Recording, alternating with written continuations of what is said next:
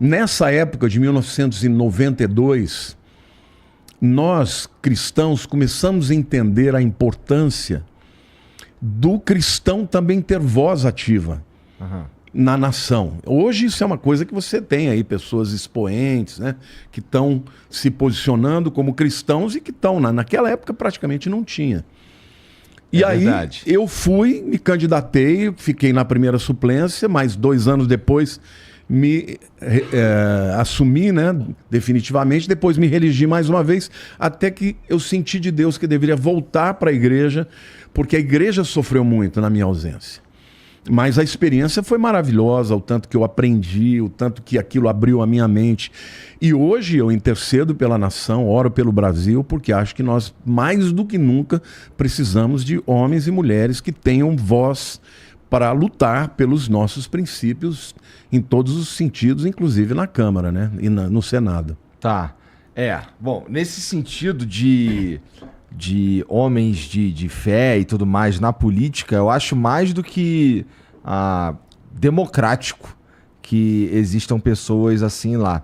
Mas fico pensando se essas pessoas com um olhar muito, e eu vou usar a palavra religioso, um olhar muito religioso da vida, entrarem numa de legislar pensando apenas em como seria melhor para quem é muito religioso, pode acabar atrapalhando. Não é essa a visão, não é essa a ideia.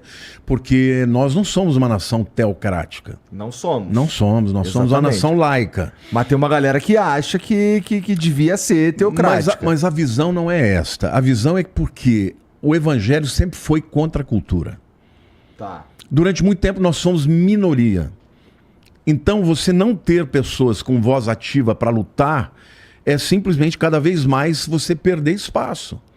Nós sempre tivemos muito menos leniência por parte do poder público, por parte, entendeu? Diferentemente dos católicos. A Igreja Católica vai lá, tem o melhor terreno, recebe de graça, ainda paga laudêmio para eles, entendeu? A gente não. A gente tem que lutar para ter um alvará de um prédio que você aluga. Nós nunca recebemos nenhuma ajuda do governo. E se você não tem pessoas nos postos de liderança, você é avassalado, você é amassado. E nós começamos a entender, e eu tive essa visão, eu fui um dos pioneiros no Brasil nesse sentido, de dizer que o Brasil precisava de uma restauração, inclusive do ponto de vista da corrupção. Então, quando eu estava lá, eu não era um pastor, embora eu nunca tenha deixado de sê-lo, né? Muitas pessoas me procuravam. Eu me lembro que teve um episódio que eu cheguei, eu sou sanguíneo, eu sou um pastor, mas eu sempre digo, olha, eu tenho meus defeitos e eu sou bravo. Eu me lembro que cheguei numa roda e tinha uns montes de deputados detonando. Esses pastores, esses crentes são tudo bandido. Eu falei, alto lá, não fala assim deles. Ele não fala, eu falo sim. Eu falei, retiro o que você disse, senão você vai dar conta disso. Só que eu não estava chamando ele pro pau. O cara achou que eu estava chamando ele pro pau.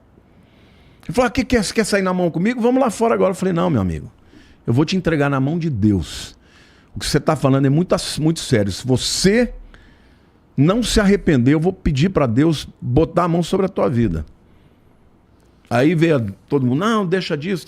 Eu falei, olha, eu respeito todo mundo, mas chamar todos os pastores de bandido, sabendo que eu sou pastor, é dar um tapa na minha cara. Eu não vou admitir isso. No dia seguinte, o cara me procurou no meu gabinete. Pastor, eu não dormi à noite. Você retira aquela maldição que colocou sobre mim? Eu falei, com o maior prazer. Mas eu queria te dizer, eu entendo que existam pessoas que tenham te dado essa ideia. Mas não generalize. E nem fale de pessoas que são honestas, e na grande maioria das pessoas são pessoas que ganham muito pouco, que fazem por amor, por um chamado. Não fale mais isso, porque isso é um desrespeito, é um tapa na cara de quem é honesto e quem é de Deus. Viramos amigos. Então, assim, eu sempre tive, na minha maneira de entender, o objetivo de ser uma pessoa que fizesse diferença. Nos embates políticos, eu era um político. Não entrava na questão religiosa. Só que, por outro lado, quando você tem representatividade, você tem pessoas que podem lutar por aquilo que você acredita. E hoje nós estamos vivendo um tempo que, mais do que nunca, nós precisamos de pessoas lá que defendam o direito de nós acreditarmos na Bíblia, que é algo que realmente cada vez mais está se tornando politicamente incorreto. E o que tu quis dizer com vou pedir para Deus botar a mão sobre a tua vida? Eu vou pedir para Deus fazer o juízo, porque o juízo vem de Deus. Eu não sou homem. Se eu, de alguma maneira, estabelecer algum tipo de juízo, eu, obviamente, posso ir contra a vontade de Deus e até mesmo, né, deixar de dar um bom testemunho. Mas eu falei para ele, Deus, eu não estou aqui me defendendo. Eu estou aqui defendendo a maioria de pessoas que vivem do Evangelho porque amam ao Senhor.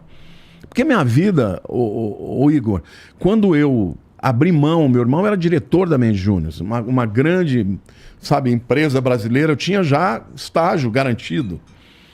Quando eu decidi que eu ia ser pastor, eu cheguei para Lília, na época minha namorada, eu falei, olha, você quer casar com um pobre? Ela falou, por quê? Eu falei, porque eu vou ser pastor. E pastor é pobre. Essa era a minha visão, que eu estava abrindo mão de uma vida melhor para servir a Deus. Só que quando eu senti esse chamado e eu tive um apoio muito grande de grandes lideranças na época, cara, eu fui para lá, eu saí de lá com menos dinheiro do que quando eu entrei. Literalmente, eu brincava, eu falava, olha, você tem o vermelho, você tem o azul, você tem o vermelho e tem o laranja. Laranja é quando o gerente do banco fala para você, fala, olha, agora eu não vou mais pagar. Você já estourou o cartão o teu cheque especial. E eu saí de lá com a convicção de que eu tinha dado um bom testemunho, de nunca ter me corrompido. Porque esse era o meu slogan, Brasil restaurado.